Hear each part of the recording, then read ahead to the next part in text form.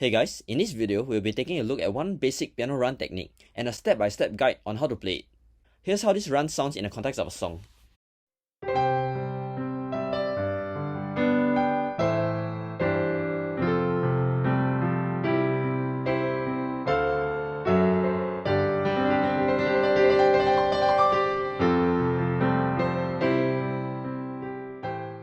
I know that this run might seem intimidating, but I promise that it is a lot easier than it looks. Let's dive right into how exactly we can play this run. The first thing we need to know is that a run is just a pattern of notes repeated over and over again. It may sound pretty fast and intimidating, but more often than not, there are only a few notes in each run.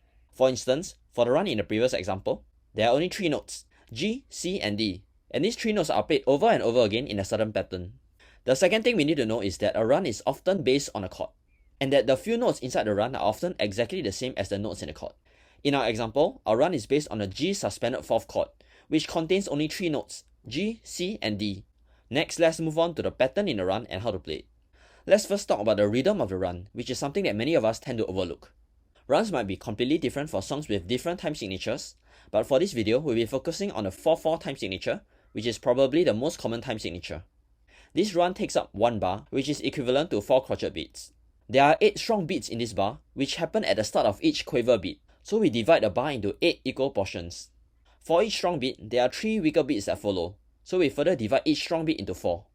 What this means is that in this run, there will be 32 notes, or more specifically, 32 demi-semiquavers, if you actually care about what the note denominations are called.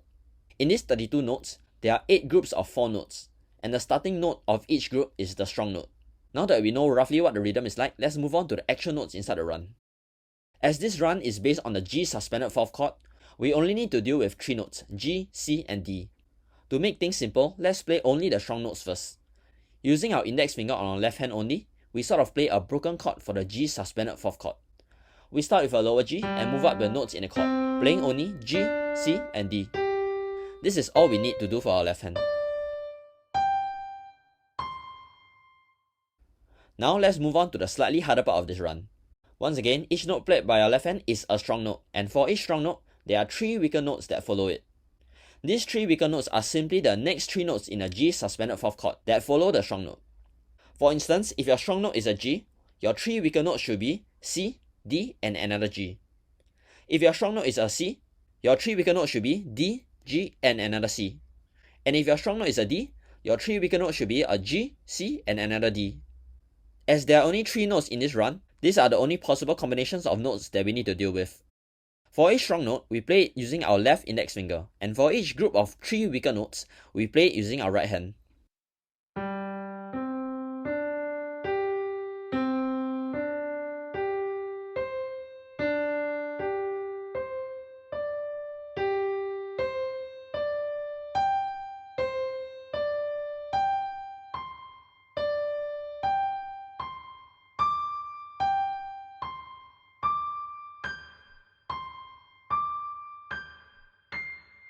And there we have our piano run for today.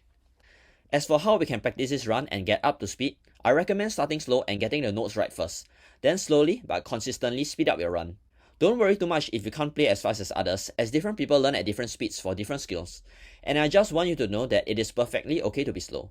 As long as you put in consistent practice, you'll get there soon enough. Another thing I want you to know is that you do not need to be afraid of cutting your run short if there is a need to. For instance, in this example,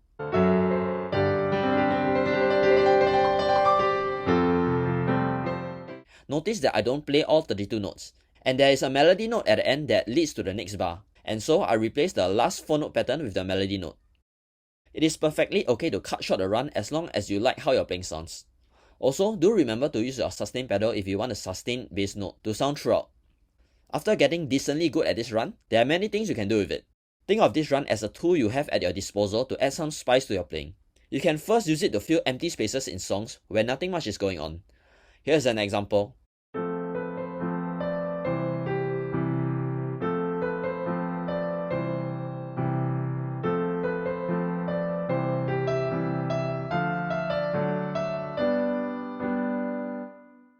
Notice that the ending section sounded a little bit empty and boring, and you might want to add a run to make your playing sound more exciting. Of course, this run is definitely not limited to any chord.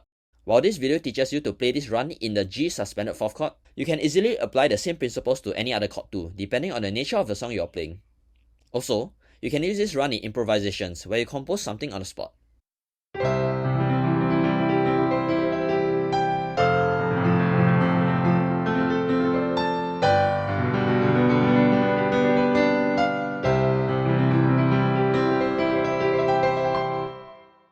This run can sound pretty cool and impressive to your listener, even though you are just playing the same pattern over and over again. Do stay tuned, as a guide to improvising on the piano is coming soon. In addition, you can also expand on the concept of this run to write your own runs that contain your own unique flavor to it. And the list of what you can do with this run goes on and on. With that, thanks for watching, and I hope this video has provided value to you in some way. Have fun practicing this simple run, and do consider giving this video a like if you like what you just saw.